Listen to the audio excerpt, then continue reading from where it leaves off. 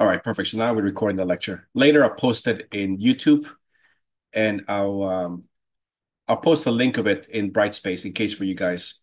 Otherwise, it's the same channel that I always use for my animation class and all those things.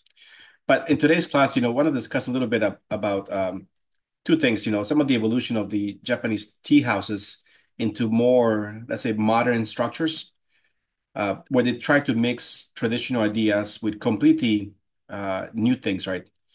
Design, shapes, uses, and then look at more detail at the Bosen tea room and look at kind of the whole approach from entering that space all the way to the entrance, the approach, leading, passing all the gardens, and how all this approach is tied to relation to water and the experience that usually has.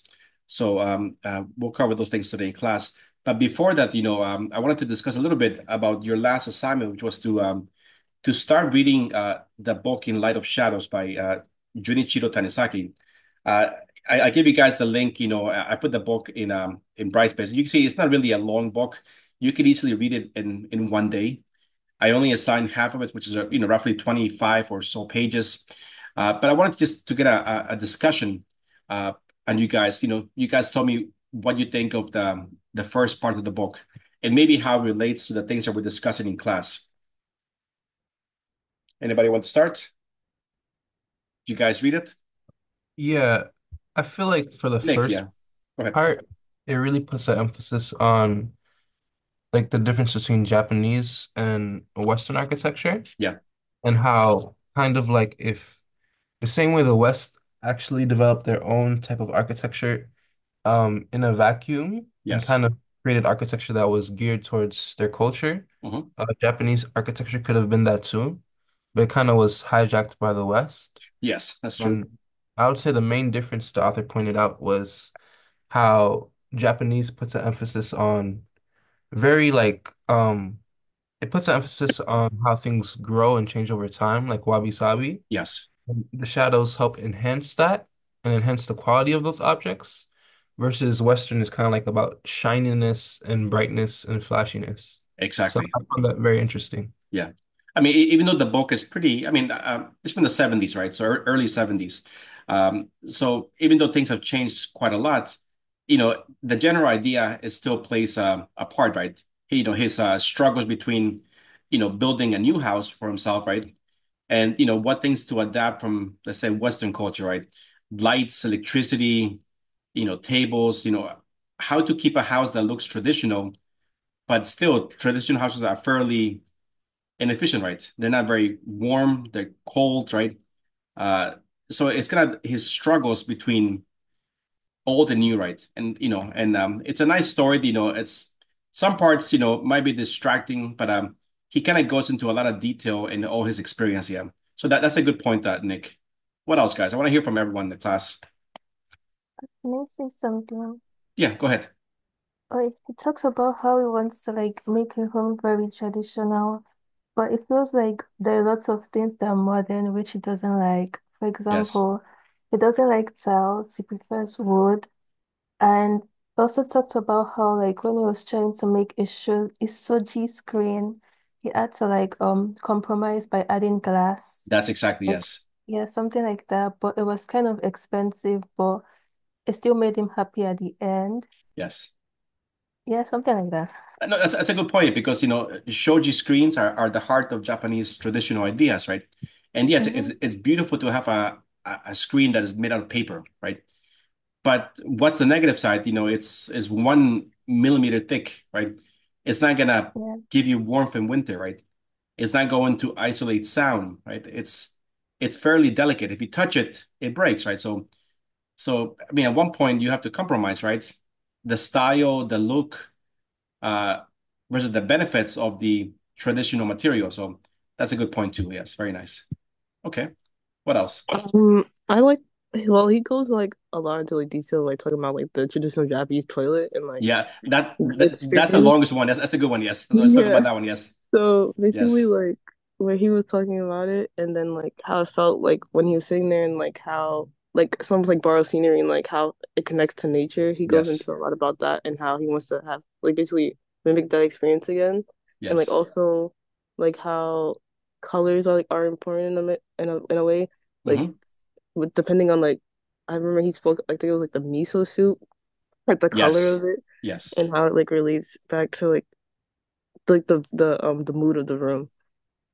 I mean, I think that's definitely when I give this book, always the one topic that always stands out is the toilet description, Yeah. because he goes on many pages about the toilet, and he how does he compare to, let's say, a Western toilet? What are the main differences? I wasn't like a traditional dive. I had looked it up. It's like in the ground as opposed to like Okay, but what else? upper ground. Besides let's say the materials, right? Hmm. How are Can I they talk different? now? Yeah, go ahead. Who's that? Can Go ahead. Yes, yeah, Kim Pham. So, a little about because I think this is mostly Asian, right? Yeah, Because I think all the Asian countries have the same style of toilet. Like the idea is that it's close to the ground, and then you have to be in a certain position, in order to use the toilet. that's one thing. Yes, yes, Yeah. So I think when he was talking about it, he was talking about how the human body reacts to like a Western toilet compared to a yes. traditional Japanese toilet because like he say it works more with the body because the That's one Western thing. one. Yes, yes. That's definitely one thing. Yes, that makes sense. And I think the material is that is is clay, right? Some It's clear, yes, but more about, I'm looking more about the experience of the because at one point he compares the materials of the toilet overall, Western toilets, compared to let's say more like an outhouse for a Mhm. Japanese toilet, So a Japanese, obviously not now, but traditional ones, obviously they're outside, uh, detached from the house, right? They're Mhm. its own structure. They're made completely out of wood, right? So they're Yes. mostly dark, right? And how does he compare Western toilets? What are they made of? Western bathrooms, let's say, the whole experience. Compare about how it has to be, the Western has to be like clean and shiny Yes, and exactly. white. Yes. And That's it's a also like something we don't talk about. It's kind of yes. in comparison with the Japanese that is more about natural materials, Yes.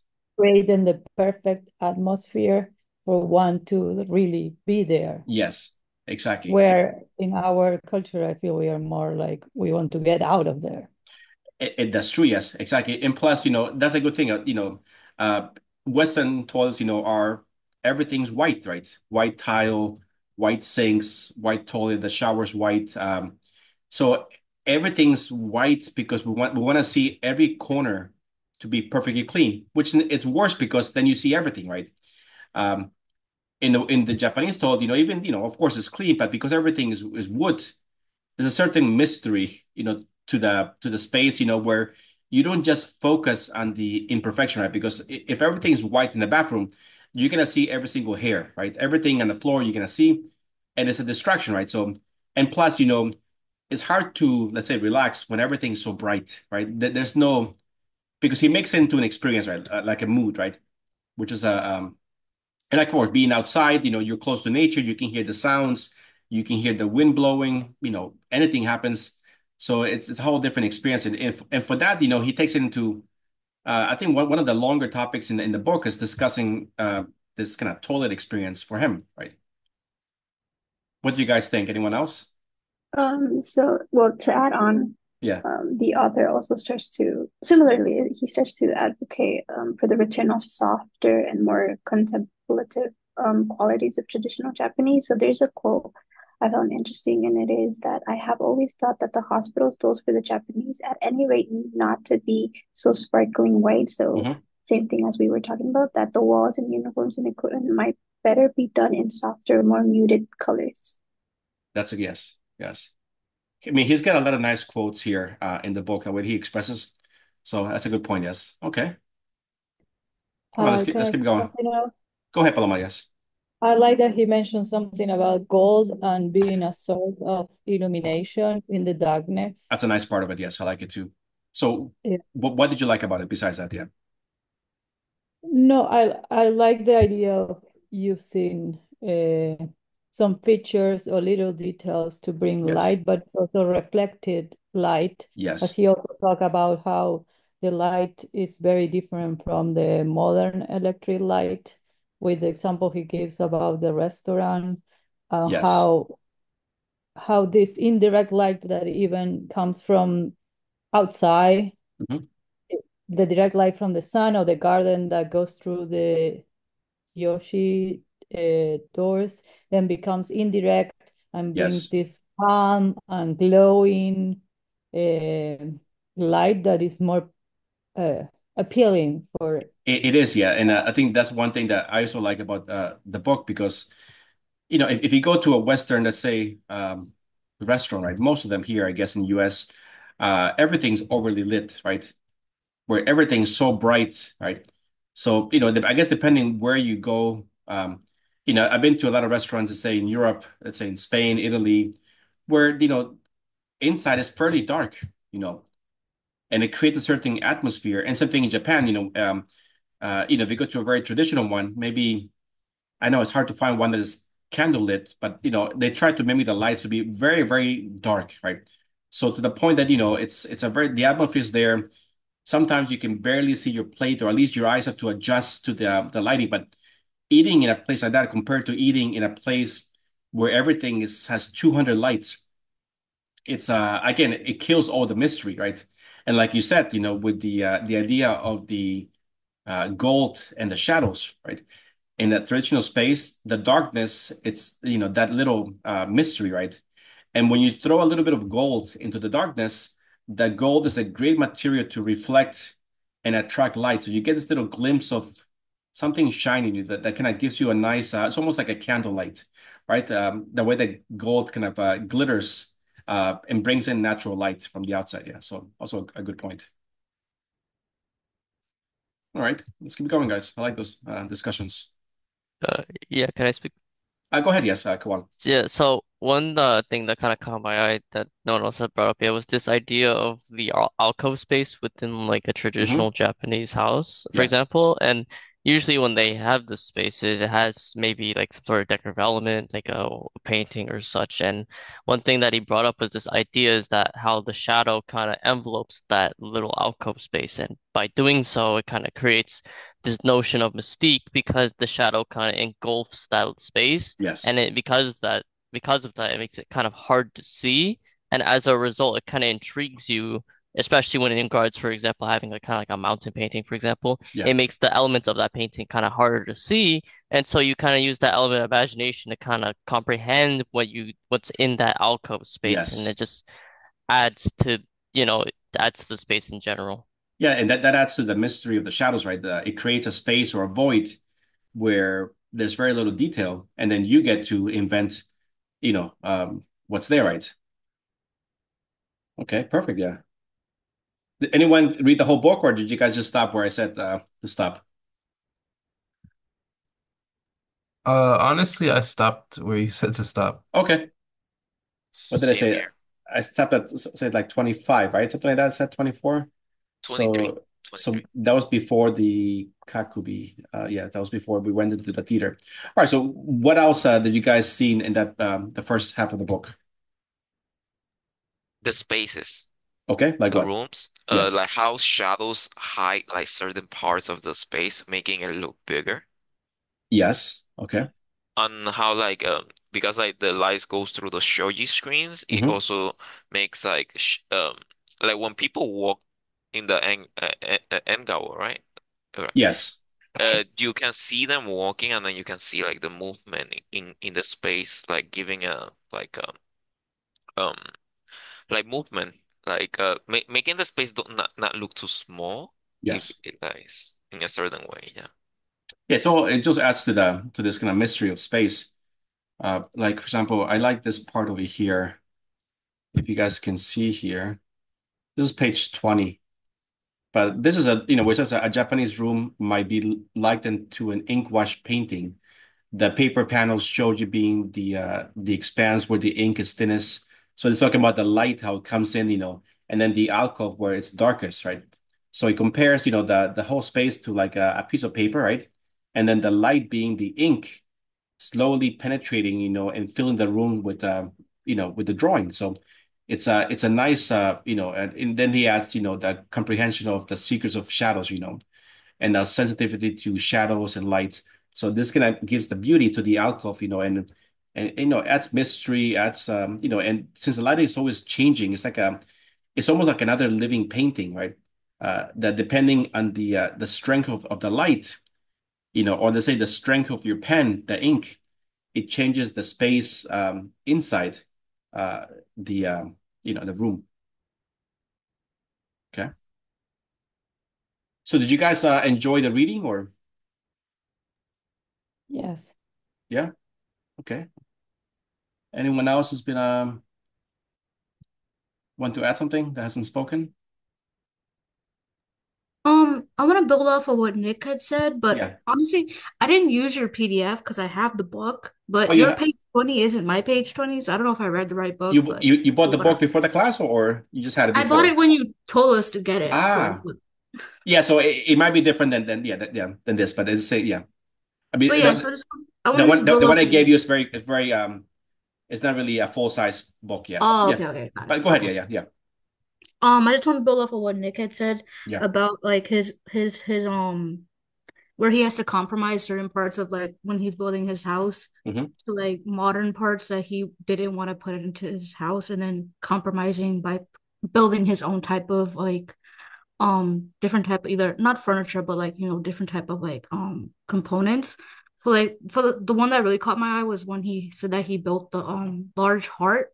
The Yes, that was at the beginning. Yes. I think there was the I forgot what page it was. Yeah. I'll find it right now. I highlighted it. Yeah, I think it was that page. It was page 8 for me. But he says that he builds like a large sunken heart Yes. and Yes. old farmhouse because he believes that like any type of like modern stove is just absolutely horrible. And I found that Yes. really like, admirable because he's not compromising even the one parts that he knows he definitely needs. Like he knows he needs to warm his house and he knows he needs somewhere to cook. So bringing in traditional components from like, that you would find in traditional Japanese architecture or architectural houses and bringing it into his modern house, I found that really, admirable. I He's like it too. able Yes. to. Yeah. Because definitely, so sometimes the idea of making new doesn't mean erasing completely the old, right? So Exactly. you Yeah. kind of you have to adapt, and obviously compromise some parts, but still maintain at the heart, the things that are really. And in Japanese spaces, everything happens on the floor, right? You sleep on the Exactly. floor, you sit on the floor, you cook on the floor, the hearth is on the floor, right? You're very close to the ground, right? Um, and that's why you have low ceiling heights and such things. So once you add a dining table and chairs and a stainless steel stove, something like that, then it's no longer And Japanese, relation to nature. Yes, yeah, aesthetics. exactly. Exactly. It's kind of so that's a good And what I comparison. found funny was like every time he would talk about something he had to build or compromise or like, like even think about putting it in his house, he was like, Yeah. "Oh, that's too expensive," or "That was really expensive." Yes. Yes, Thought that was pretty funny. yeah. I mean, some parts is funny. Yes, it's not always so serious. Or how about Pablo? What do you got to think? I feel like they all said pretty great points, but the one that most struck to me was the when it came to the window and the Soji screen, how like he thought it was Ah, gonna be a great idea, but then it was complicated towards the end because the light wasn't fully properly like yes. fading in, and like the sense of security and just warmth, as everybody said. Yeah, I mean it's security is a big thing, obviously, right? Warmth is a big thing, right? Everything costs money. Things that last longer, and of course, nowadays you can definitely try to mimic Japanese paper with things like fiberglass or glass that has been sandwiched between Japanese paper, so it has that feeling of um, so you can stick it that the thermal insulation, but again, the essence. But the hardest thing to keep is always the light, right? Because the light going to a piece of paper is never going to be the same as going to glass or let's say something else like fiberglass that could be a little bit stronger. So again, that goes back to the compromise, right? Of how far can you go before it gets expensive, right? Because if the house is cold, the heating becomes more expensive, right? If you keep the paper, you're gonna keep the essence of the light, but then you're gonna be very cold, right? So part of it. But there are also ways to manage that with different type of glass. Maybe if you put Yes, an opaque glass, it might be closer to the feeling of a paper. yes, I don't know. exactly. So yeah, nowadays, yeah, when he wrote the book, he was building this house in the early 1970s. Nowadays, there's probably a lot better materials that we can probably mimic those things even more, right? Uh-huh. In the 1970s, Japan was very much trying to be westernized, right? They were adapting everything from the westerns here, materials, tiles, and those things. So that's why it's having a hard time, building this traditional house let's say, in Tokyo, yeah, during that time. I mean, we saw the part. So I think I stopped you guys right before he was discussing the Kabuki theater. So that I guess we'll have in a different discussion. Uh, but there's also let's see, what else did we cover? I think that's also the main points here. Let's see. Anyone else? How about Paul? So one interesting part I found like interesting about Yeah. the book was about when he compared Western paper and Japanese paper and Yeah. how but he talked about how like everyone was saying how Japanese paper gives like a certain feeling of warmth and calm and repose. Western and but like Western paper it turns away the light Yeah. Japanese paper it like takes in the light and it envelopes it gently, like he says in the I think it's like on page 9, one of those. And he basically talks about how the paper it gives off no type of sound, and it's like even when it's crumbled or folded, it's quiet. Yeah, like Western paper turns away the light. Yes, we're saying, Yeah, yeah. Yeah, it's yeah. true. Like Japanese traditional paper, because uh Japanese writing is calligraphy, right? So you need a brush, right? And Hmm. and the ink is very heavy. So the paper is typically very thick. Um, the color of the paper is more like a beige, light brown, and you can see Yeah. all the fibers. Western paper is simply a piece of white paper, right? It's boring, right? In that case. So yes, Yeah, it's like both Western, but they both have like their paper are both white, but Mhm. Japanese paper is like more of like a different shade of white compared to like the Western. Yes, yes. I think one point also, I don't know, maybe I'm going too far, but did you get to the part where they're comparing their skin tone to everything else or no? No, I No, because that No. okay, so I won't talk about. I'll let you guys read about that, and we'll discuss it next time. Yeah. Okay. So yes, that's they're always comparing. Even like Chinese food. The lacquerware, all those things.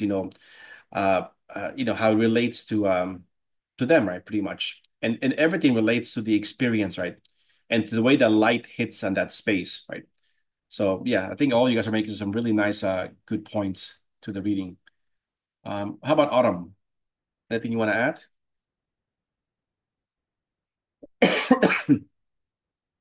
Oh, earlier I had mentioned about the Japanese toilet, but another Anything else? Yeah, you want to add? Yeah, it's trying to get yeah more point of views. Yeah.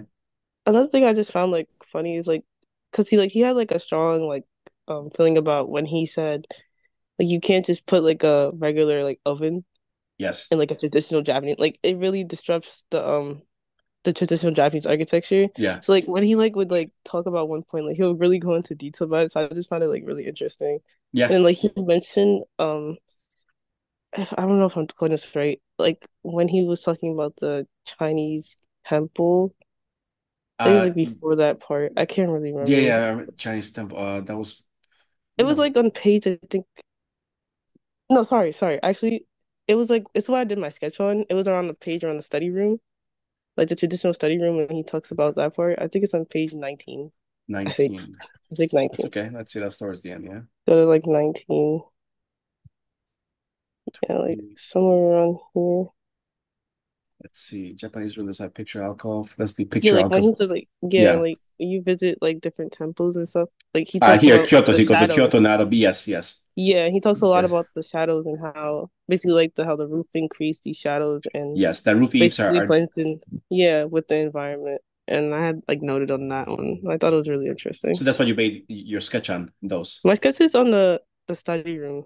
So I never Okay. like it's similar to a tea room. Like sometimes you can't tell the difference, but Yeah. the tea room has like the tatami mat with the setup for the teapot and stuff. Ah, So okay, okay, okay. yeah, Okay, good. Yeah, I so want to look at the comparison. I'm glad that everyone's talking, I'm glad that you guys are reading because I always struggle with getting nervous that nobody reads in these days. And hopefully this is this is not a typical reading. It should be more interesting, right? And it's not really I wouldn't call this long reading. I would call this, this book you can get it done in one day. So good, yeah. So hopefully you guys submitted to Brightspace, those things, right, for on the reading. And just keep taking notes, right? Because eventually, once we do the next reading of the book, the other half, then you guys will make a proper kind of uh, page, like just like a 1 or 2 page on describing the whole book, those things, and what things you found interesting, and you kind of uh, saw to be interesting in the book. So that'll be kind of the next. That's one of the assignments in class. Besides making the all those presentations you guys make on temples and gardens. So I would say for next week, just finish off the book, right? Shouldn't take that much longer. And once again, take some notes so we can discuss them in the next class for this. Anyone else want to add anything extra to the reading discussion? Yeah, I just want to add one more thing. Yeah, go ahead. I think there was a part where he talks about like pottery and like Yes. just arts and pieces in general. And then he talks about how like the Western people usually like, polished and Yeah. like, perfect Yes. pieces. But he believes that Chinese and Japanese people believe in having something have like the natural oils from your hand polish and actually put like a grime onto the object Yes. instead that gives it that glowness or that brightness instead. So they prefer having something aged or like, being used more consistently than something being perfect and shiny. Yeah, Western culture wants everything brand new, right? Exactly. And Western culture is very wasteful, right? Yeah. That we throw away things that are perfectly good all the time, right? Just because they made a new model, right? Like, you have to have the latest iPhone, even though nothing has changed from the other one, or you need to have the latest TV because it's 2 inches bigger, right? You know, Eastern cultures, they value things that are older, right? So, and the cups, when they make a cup for drinking, let's say tea, let's say here, if you guys can see, different Japanese pottery, right? Uh, they're not made to be perfectly smooth, they're kind of, rough, like this, they're not perfectly symmetrical, right? They have a certain texture. They look old, right? And these are highly valuable things that might be $10,000 for one cup, right? And if you see this, you might think, I don't know, it's crap. It's not symmetrical. It's all uneven. The color varies. Looks like mud here, but that's what they value. In this imperfection, right? And if the cup does break, right, you don't throw it out. What do? You It's a gold. Yes, you mend the cup with gold, right? And now this scar gives the cup more value, right? And it passes to the next family. So all these things, it's a beautiful thing to see, right? So for us, it's a whole different, Western, we don't value things that are old, we're eager to have uh the latest thing, right? Which I do the same thing. It's hard to sometimes you know follow those things, right? How do you guys feel with this this thinking out of the cups? I would say I kind of like it because the thing that makes it so attractive is nobody has the exact same cup as you. It's the reason why I kind of like Yes, leather products as much as it's not really good because, cocaine cow. yes, Um, you kind of get that patina and that wear and that yes, unique pattern yes, from just the age, and it makes yes. it so cool because it becomes something that only you have, Yeah, and it's very different and unique, and nobody else of can course. have Yeah, that. and and the best leather jackets are the ones that are old. because they have Yes. all the creases and the patina, and you know, a brand new leather jacket is not good until it's been worn down, pretty much. So yes, that's true. Yes. Yeah, so I like that aspect of Okay. the how they use things that like are worn in. Yeah, and everything goes down to the same thing, right? You know, to wabi sabi, right? The appreciation of the age of things, right? And the way that they wear down over time and that they get used, you know, how they get grime and oils and those things, you know, that's you know, that gives it value, right? When you don't value things, what do? You throw them out, right? You buy a new one. So they have very, in the end, you know, I guess for us, you know, something breaks, we throw it out. So what happens that we don't give that object any value, right? It's almost insignificant, right? But with these things, you know, this cup, you know, might be, I don't know, 50 years old, might be 100 years old. They're being passed down through maybe three or four families, right? So it's got the history, the value, it's appreciated over time. And, you know, yeah, definitely it's worth more money. Uh, you know, somebody's seeing this, you know, some Westerners seeing this might give this, you know, absolutely no value at all, right? But yeah, it's a whole different experience in that sense. But also, Professor, age also makes the object fit to your body, no? Like, example, a In what chair, right? sense? Yeah, okay, a chair. Like, you can sit on a chair, like you can buy a new chair, and like every single chair is gonna be the same shape. But if you sit in that chair for a couple of years, that chair is Yes, gonna fit to your body, no? Something yes, like that. that's true. Yes, everything adapts to you pretty much. Yes, But it's also the problem with how things are made. If things are made, yes. they don't last. Oh, So yeah, what? because right now, you know, it's all an economy of it's a market, right? So right now things are made to fail. That's from day one, you know. Everything has Uh-huh. a life value. You know, let's say you know, let's say for example, I've seen plenty of let's see, refrigerators, right, that built in the 1940s that still work perfectly fine today. You know, but everything now that is electronics has a, you know, they don't say it, but it has an internal clock that breaks, you know. And for example, I used to buy Canon printers, right? And, you know, my first one broke at 1 year. Okay, I bought a new one. The second one broke at exactly 1 year again with the same problem. So, you know, And I it did more costs more research. to repair it, right? It costs Yes, more to it costs repair more the to print. repair. So, you know, a car, electronics, your washer and dryer, fridge, they're not designed to last a long time. You know, they want it to break so you can buy a new one. It's just the way the market works. Uh, and obviously it's being more wasteful. You know, if things are done too well, then they last too long, and then you're not buying new stuff. So it's not good for the companies. And you That know, that's unfortunately that's the market, yes. that goes with the idea of the light bulb, Professor. You know, when the light bulb was Yes. created, it was like designed for you can use it for 100 years, and there's gonna be no. And there are still some light bulbs that were made, you know, you know, and that are still on, you know, you know, and obviously right now LEDs are, you know, they last a lot longer, right, Mhm. than the other ones, and they're more economical and such things. But yes, eventually, But I yes. think with the LEDs, you know, the LED lights, they are not supposed to break like for a long time, but the board that controls the Oh, LED lights, that yes, is designed to break in like that yes, amount of hour that it says in the box, you know? Yeah. yes. And they're starting to break, yeah. I mean, because it obviously doesn't benefit anyone if things never break.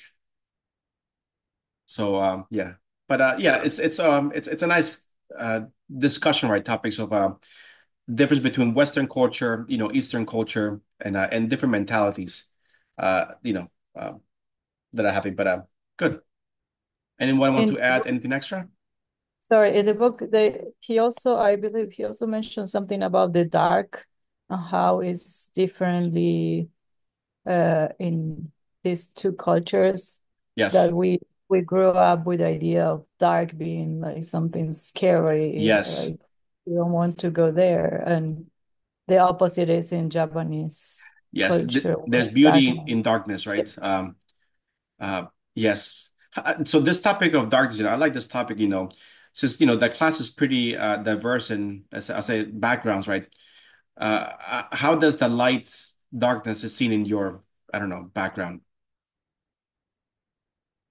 Seen as something dark, scary, or different? What do you guys think? I I would say scary Okay. because you can tell what's going on. Yes.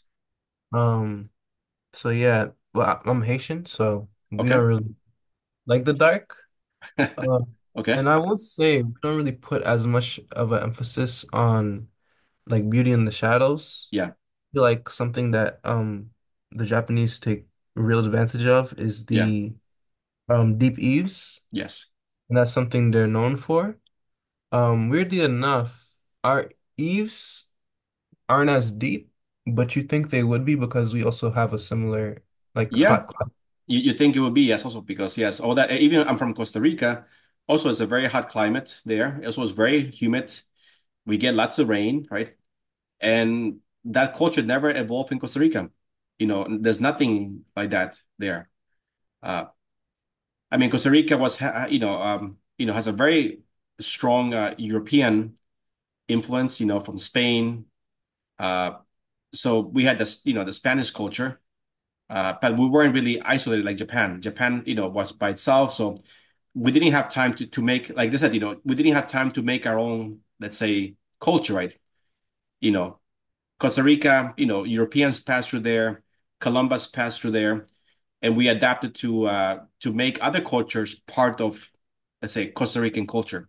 Japan didn't have that chance. They were alone for many centuries, so they kind of made their own thing, right?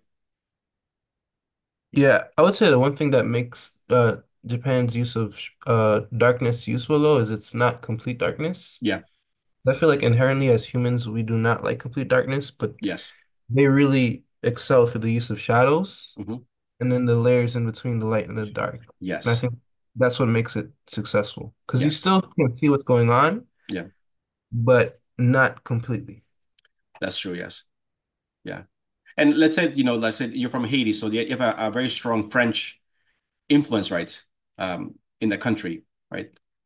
Yes, Is that play any part, in the I don't know, the culture, for example? Obviously the language and some things. Um, but how about the architecture? I would say it does in the very old school architecture, Yes. like the very refined architecture that takes a lot of like influence from classical architecture, but Yeah. there's also like the architecture that's native, where similar to Japan, we use straw roofs and stuff. Okay. And now after Western influence, it's more evolved for residential to use like concrete block. Yes. So more efficiency and Yeah. cost effective. So that's kind of like an evolution Hmm. of how it is. But we do have a lot of, especially the more historically significant buildings are more classical in More nature. classical. Okay. Yes. Okay. Anyone else in class? Mm. Yeah, go ahead. Oh, sorry. Oh yeah, I'll say like where I'm from, darkness is also seen as a bad thing. Which part again? Yeah. Say it. Sorry. But darkness is also seen as a bad thing, a negative thing where I'm from. Okay. Can you tell me again where you're from? I'm from Nigeria. Nigeria. Okay. Yeah. And how's the darkness seen negative? In what sense? Different areas. I'll say like in politics, like the government is really bad. Okay. So that's one. Mm,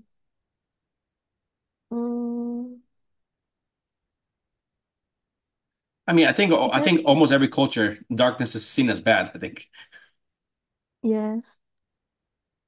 the Japanese are fairly unique in that sense. Okay. Yeah, I'm from Argentina, and in my country, a house with no natural light is less expensive than a regular house with a lot of windows. So Yes. looking south is Yes. a big deal. Yeah. Yes.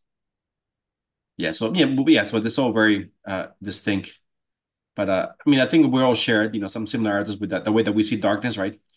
If it's, I guess, obviously more lighting for us is better, more windows is better, right? more natural lights, and definitely affects property values, right? If you're trying to, let's say, uh, rent an apartment, right, and and you have windows that are facing another building, and there's no natural light, it's going to be cheaper, right, than apartment that's say facing, I don't know, west or facing south, getting plenty of natural light. So we value more the light, right, than the actual shadows, that could be created, right? In that sense. But I like this idea of Japanese architecture, how to make these spaces that might not have that light, natural Yeah. light, how to make them more beautiful with all these, I don't know, natural materials, Yes. using things that reflect light. I don't know. Yeah, I mean, because even though Japanese space is dark, right? Whenever you want, you could modify it to bring light, right? Either you open the shoji, you open some windows here, the panels can be taken off, right? If you want, you can take off all the panels and allow, plenty of light in the space, right? Or when you want, you can put them back and create darkness. So they have that flexibility. In our case, we really don't have, where a window is placed in a Western building, that's it. It's going to have the same view. You can't make the window bigger. You can make it smaller. It's a fixed element. So yeah, we don't have that flexibility to modify our views. In a sense, Professor, for example, from my culture, so for like I came from the Dominican Republic, so in that culture, I think light kind of like light and shadow represent almost like social status. Ah, yes. Okay. Because like for example, if you're poor, in like in Dominican, you live in places that are dark or like it's covered by trees, Yes. Okay. and like you don't have like the privilege to turn on a light. Okay. So you mostly stay outside instead of inside the house. But in richer areas like upper class, Yeah. it tends to be a more open area, like less trees, Hmm. but like everything is more open. Like there's windows and there's light inside the house rather than like outside. Like people tend to stay Okay. inside rather than outside. That's I guess that's true. Yes. I mean, I've been to the DR several times. Mhm. And I usually, like to go into town, and experience, again, I've only been to Punta Cana area, so maybe that's not Mhm. really DR, but Yeah. it's, yeah, you can definitely see, houses up in the hill with the views, are wealthier. Mhm. Houses down below typically most of them actually have no windows. Yes. It's just a box with a roof, and everyone is always hanging out outside Mhm. because, there's nothing, everything's dark inside. So Yes. yeah, it could definitely signify a status of wealth, having more windows, more light or less light in that case. But that also is represented like in like the supermarket. Like the supermarkets, there's a bunch of lights inside, but in the markets, like where you get like natural like things planted by the community, Yeah. you tend to don't see any light. Like there is Ah, like they tend to sell it in the streets rather than like inside a building. Like that's also the main difference. okay. Yeah. Well, that's very interesting. Mhm. So I like how you guys are actually talking more in Zoom than in person. Seems like we're having a much nicer discussions, over this. Are you guys more comfortable here? We We don't probably have have, Just sorry, not as tired. Tired? we have more energy because we don't have to commute. Yeah, yeah, that's true. no, Yes.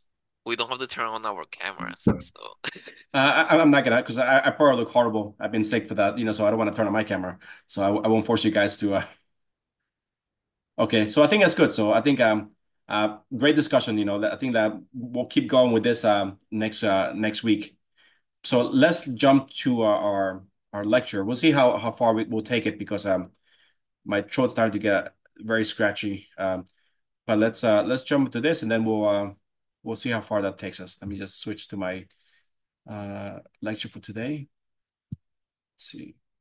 And just finish the book, right? And we'll have the next discussion next week. Professor, honey and lemon juice. It will save your Oh, life. I've been drinking that. Yes, that in Costa Rica, that's what you get. Lots of lemon and honey for When everything. I had COVID like maybe a year ago, like Yeah. maybe 2 years ago. My mom, like, that's literally all she gave me was just like lemon. I I mean, couldn't even taste it. Like it was just honey and lemon juice. yeah, in Latin culture, that's what you get for everything, pretty much. This is only my second time getting COVID. I've been lucky that, but for me, I don't think I get it that serious, but what happens is all my muscles and joints ache like crazy. Yeah. Um, but I can't complain because my wife had it at once and she couldn't, she was horrible. So it's Yeah. not too bad. All right, let's see. Yeah, so I've been drinking lots of honey and lemon. Add ginger. Oh, Oh, and ginger too. oh yeah? Okay. So put ginger, honey, and lemon. And Yup. juice. You boil ginger, pieces of ginger, you make like a tea, and then you add honey and lemon. Yes. Oh, Mm-hmm. really? Okay. Ginger tea. Ginger for Yeah. inflammation. What's that? Cinnamon. And cinnamon. Ginger's, Oh, yeah. it's getting good. All right, let's see. Can you guys see my screen? I can't tell what screen is running. We can see your folder with My your files. folder, picture files. What am I at? Okay, it's this one. Okay. Yeah. It's a problem of having three screens. Okay, you can see this now here? Yes. Okay, all right, so that's that.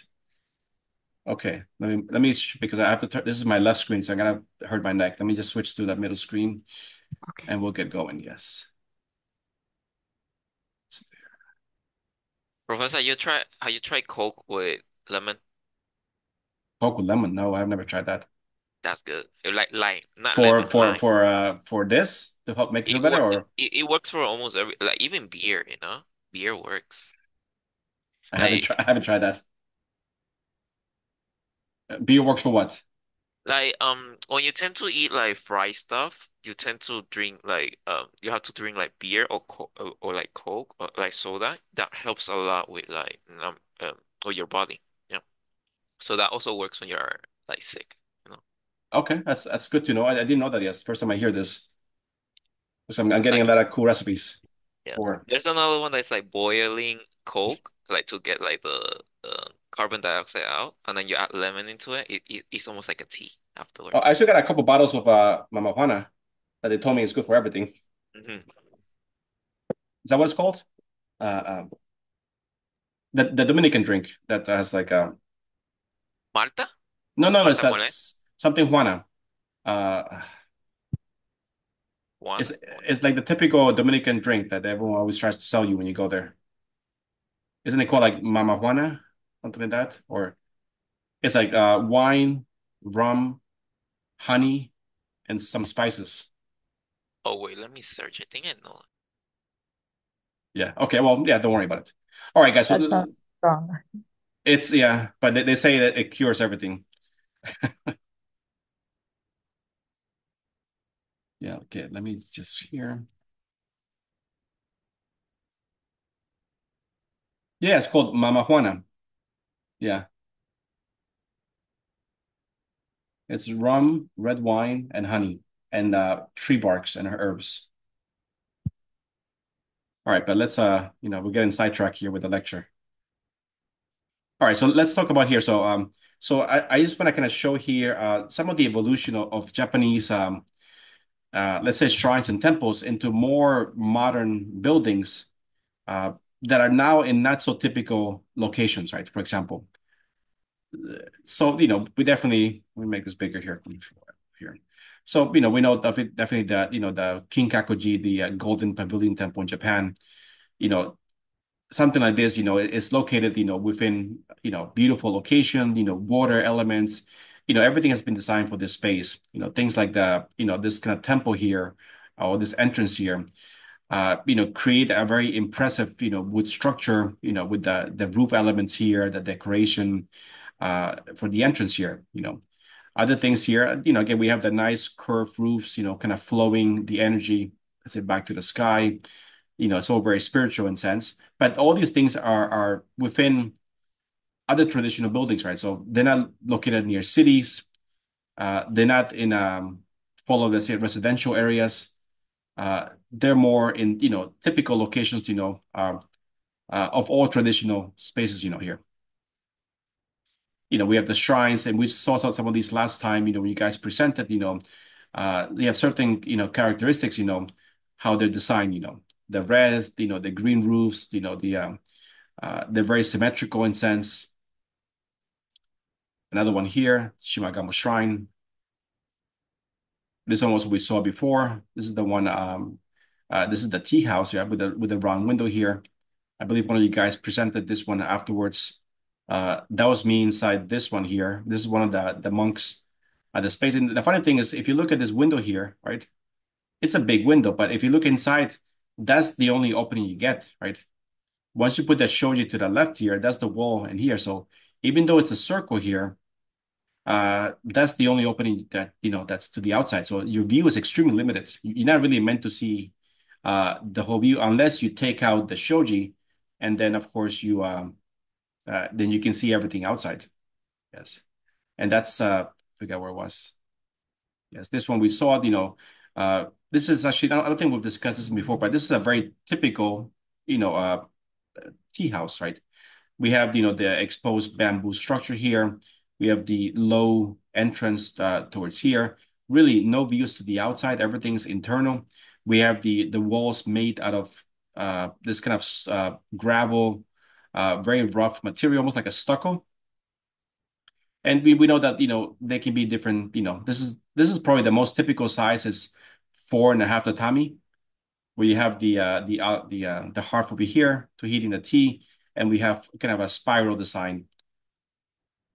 And this is another nice diagram here of the, we have, there's always two ways to enter, the entrance here, which is the person giving the tea, in this case, the tea master. And then we have the guests have their own entrance. So there's let's say a back of the house, the front of the house, and then we have the seating, the alcove, and then a very small garden surrounding the whole space. And of course, there's really no windows here because in this case, the view is all internal in that sense. It's another one that even this is 4.5 tatami. You have here's the half, and here's 4 more. This one is only 2 tatami. So you see 1 tatami here, 2 here, the back of the room where you keep all the utensils, and the alcove. So a very, very small space in this tea room here. And again, you can see here that it's pretty much, in this case, a large alcove. All the windows are really not for the exterior views, just for the internal space. And we have the Nijiriguchi, which is the guest entrance, and we have the Fusuma, which is the entrance for the tea master as he comes into the space.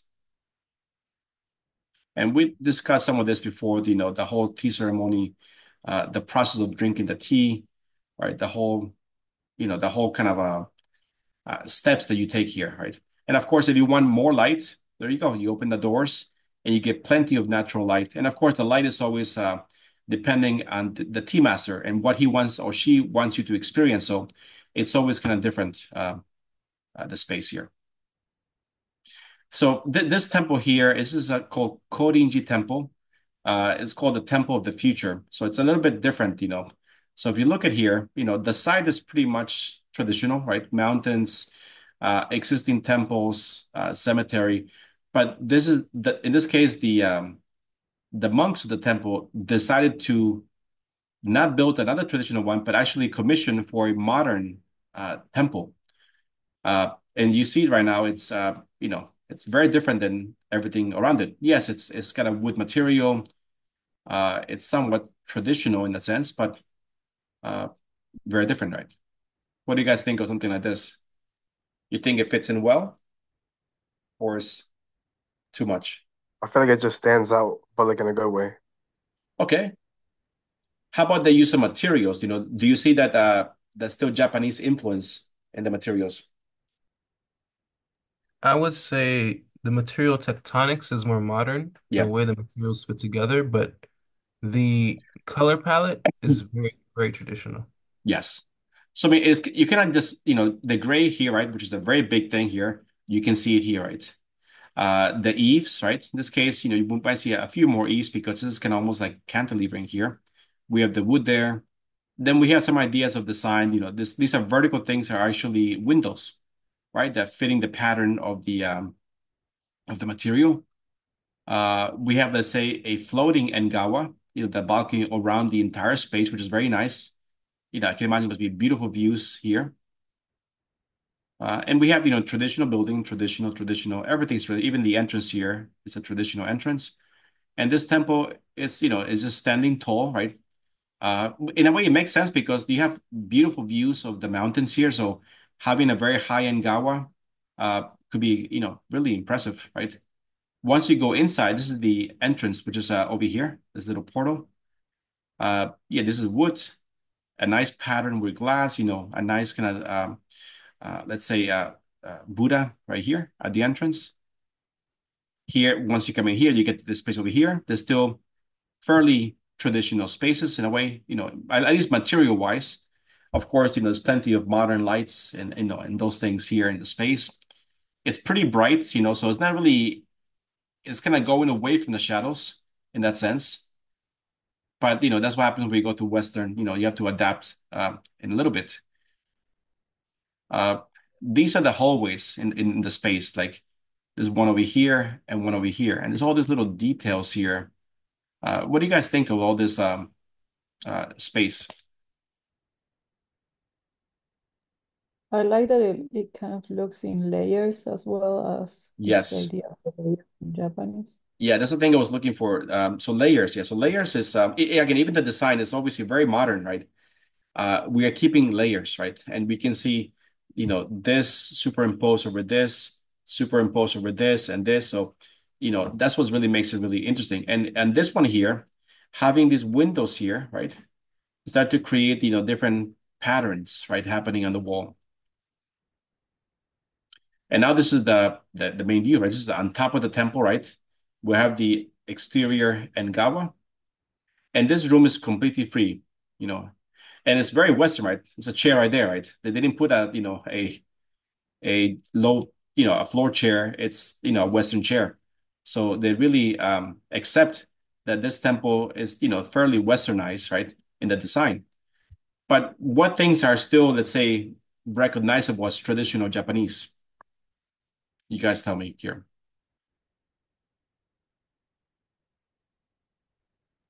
Frame views. Frame views, yes, that's so very clear. Yes. I mean, again, look, we have still the eaves, right? We have the Engawa, we have the columns here. So they still create a very nice kind of frame view of the space. We have the horizon line. Actually, the mountains become a beautiful background for the whole space, right? And like anything else, once you're here, it's very hard to tell sometimes, the height you are above the ground, right? The space here is left fairly empty. Um, but what's actually one thing that's missing here from most traditional spaces? Tatami. Tatami, yes, and what else? Soju? Shoji, yes. There's no shoji in this space, so they didn't feel it was needed to add shoji to the space here. I mean, part of it's, is probably the amazing views that you have here, right? Another view with a chair. I have to get better photographs, but yeah. And I haven't been to this space yet, but so I don't have next time I go to Japan, I'll try to go here. But it's fairly simple. You can see that all the circulation is always around the perimeter here and going around here. Obviously, we have an elevator, we have fire stairs, all the typical stuff. So all the area back here is kind of elevator, fire stairs, and bathrooms all throughout the space. And then we have the usable space in front here. Another space is called a stepped concrete temple in Tokyo, right? So this is this temple is pretty much among a residential area. So everything here is just houses, and this is just outside Tokyo. So there's very little views here of mountains. There's not as much nature because Tokyo is very heavily built, and it's just building, narrow streets, houses, and a lot of concrete, right? So this is the design by this is by Toru Kashihara Architects, and it's definitely very different, right? What do you guys? What's your impression of this design here?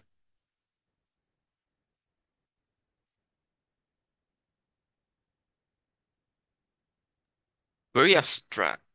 Abstract, yes, yes. Would you Looks call like it Japanese? a not a temple. Looks like what? Sorry. More like a building, like a apartment, not a Yes, okay. hall. Yes. And what's the material? Is that stucco? Concrete.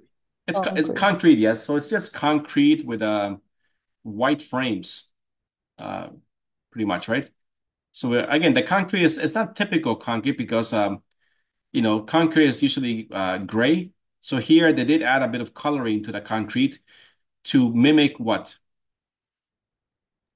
Like wood.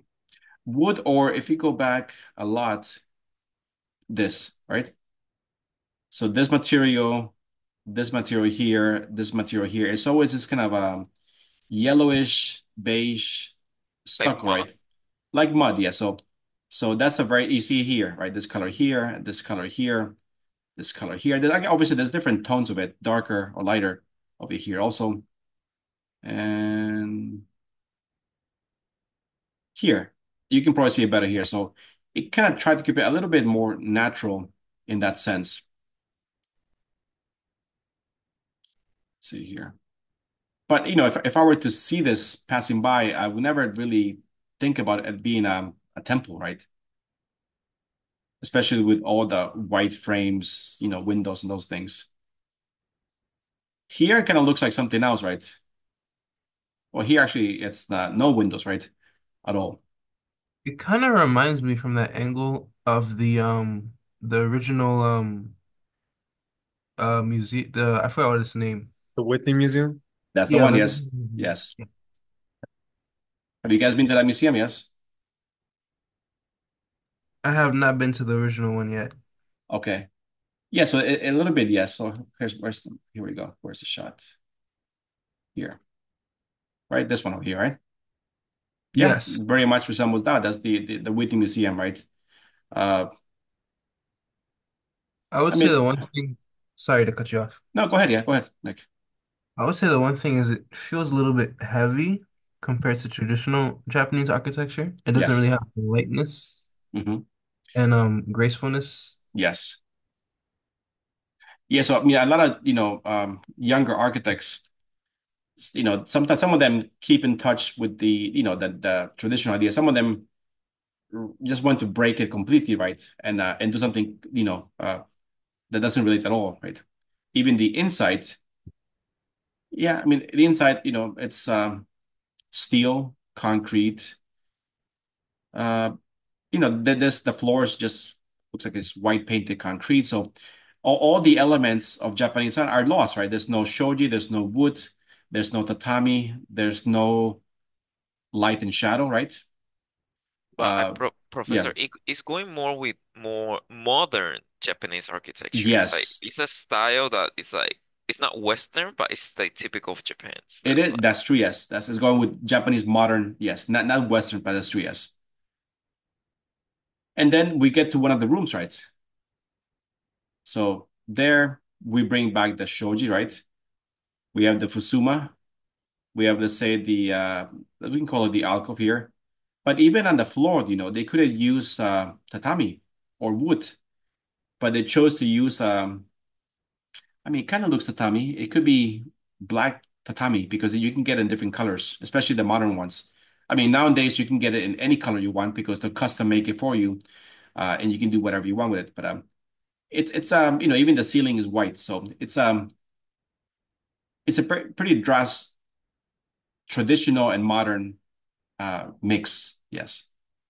I mean, to my style, I'm not a big fan of it so much because I think too much clashing of styles. But how do you guys feel about it?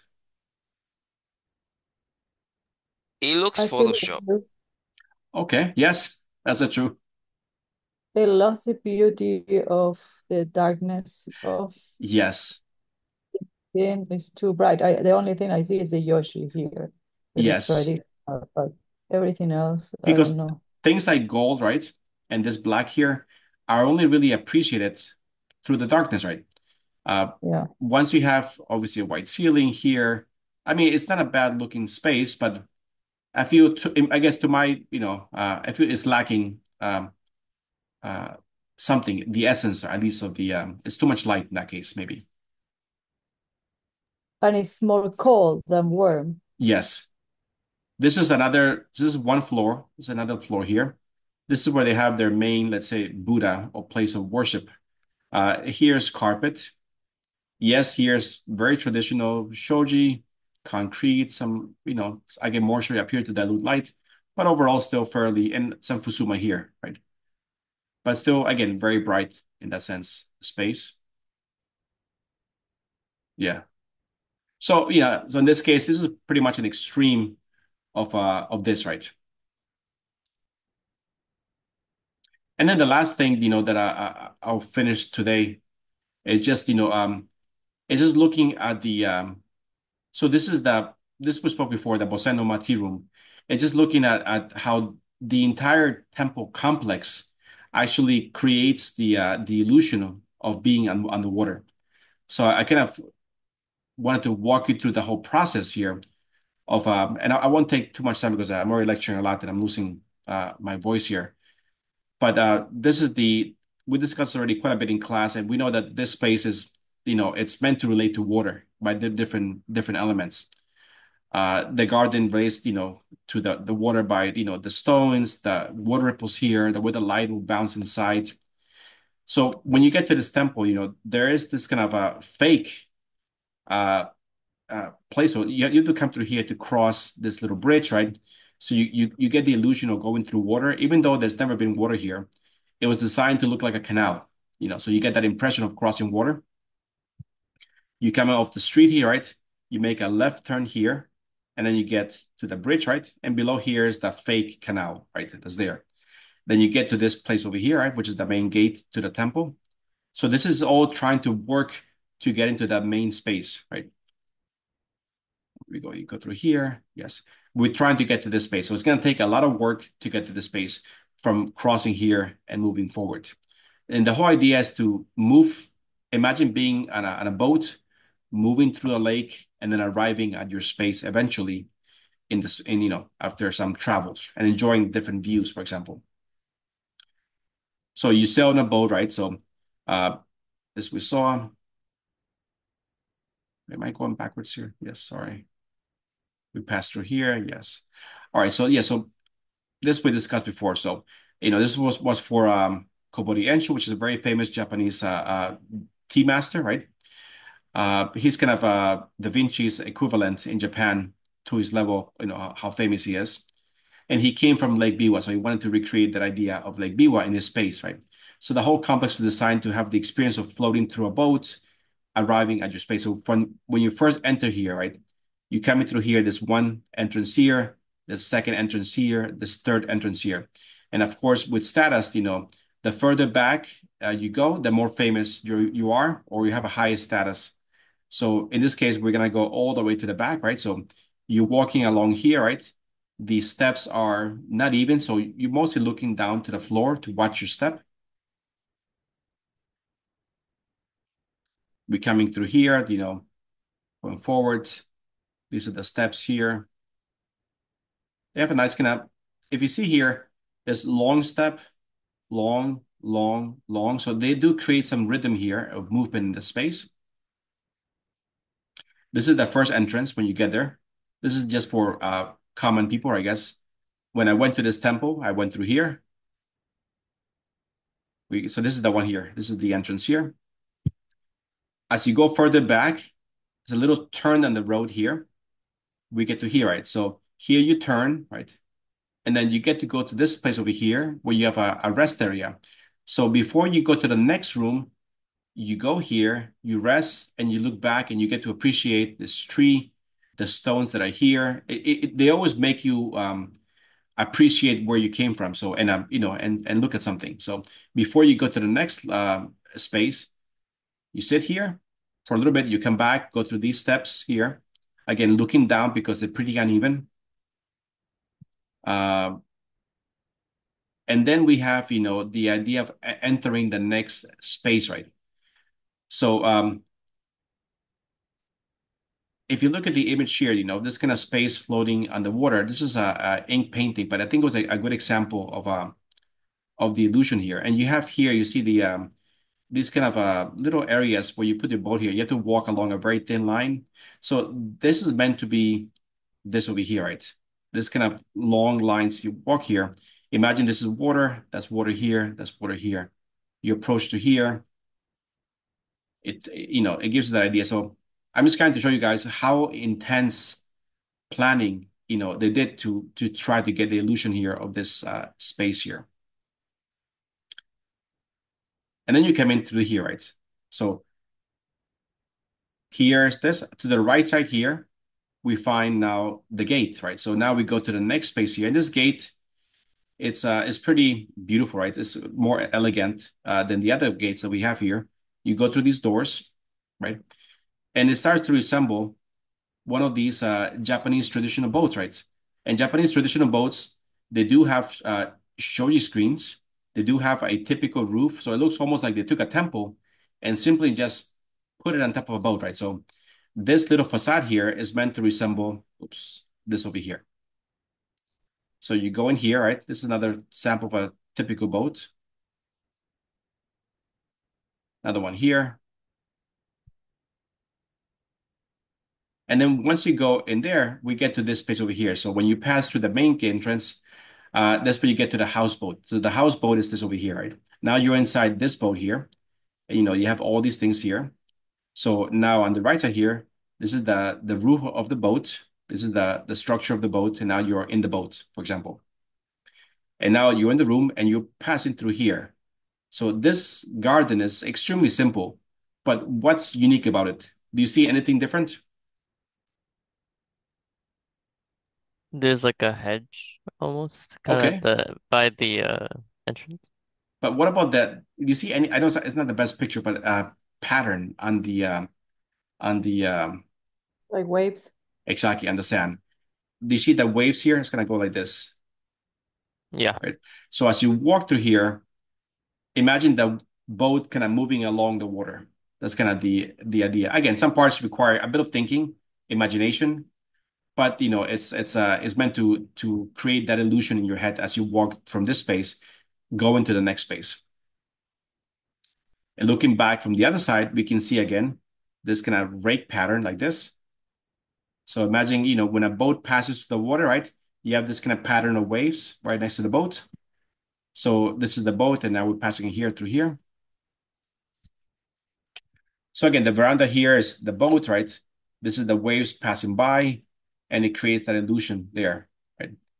And then some of the views that are passed here, if it's right now, there's some trees here, are meant to, again, to connect parts of borrowed scenery. But of course, in modern Kyoto, where this place is located, is now a modern city. So, the mountains are now kind of hidden away by tall buildings, and this is the Kyoto Tower.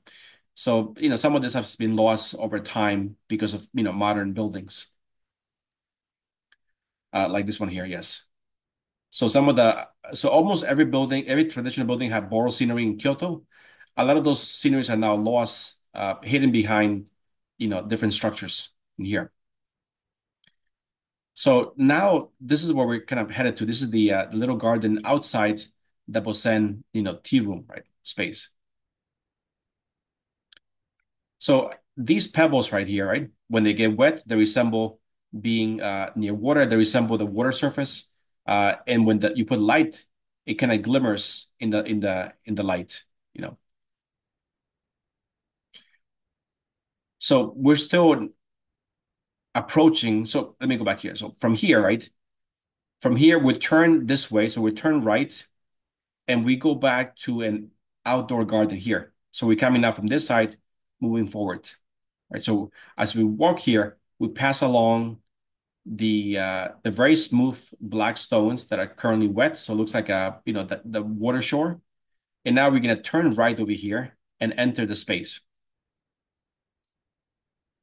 So to the left is the space.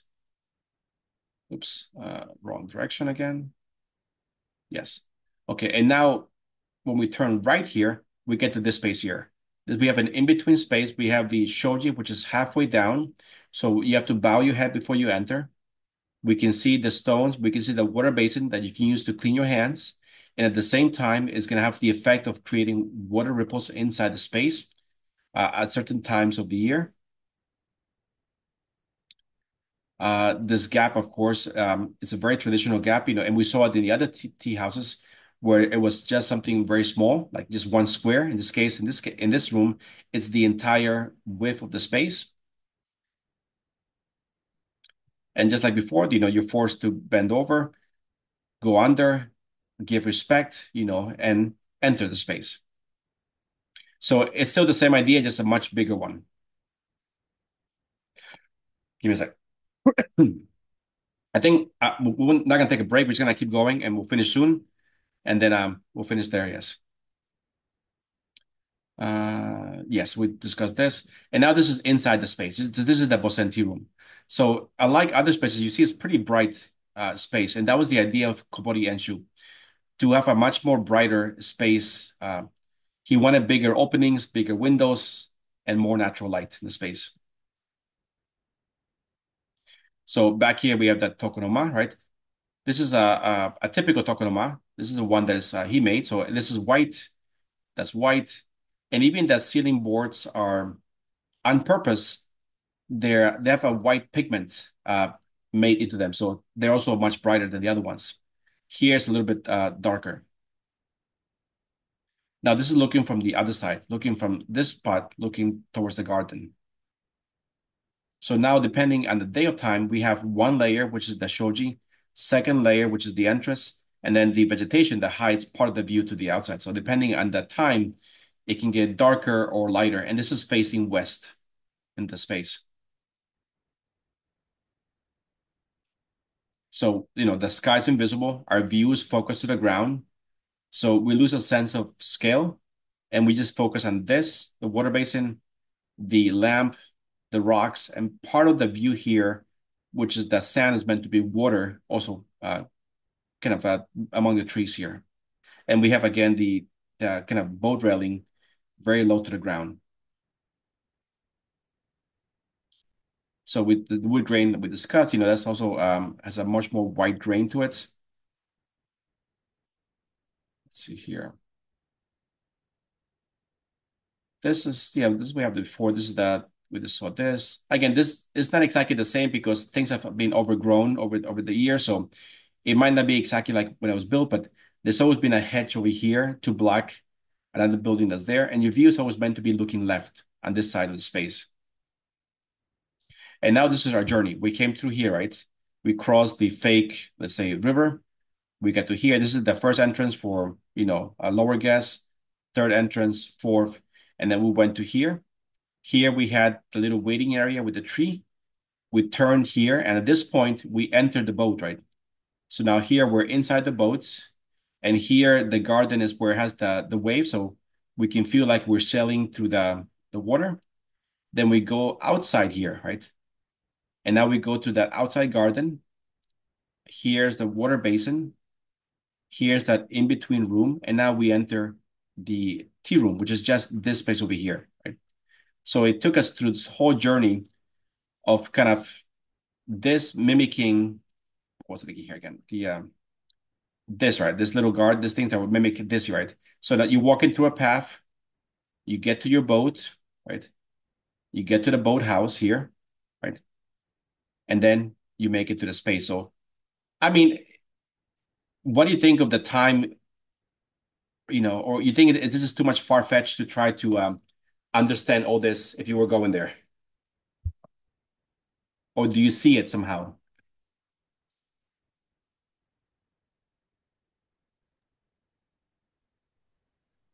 Or it's too much thinking?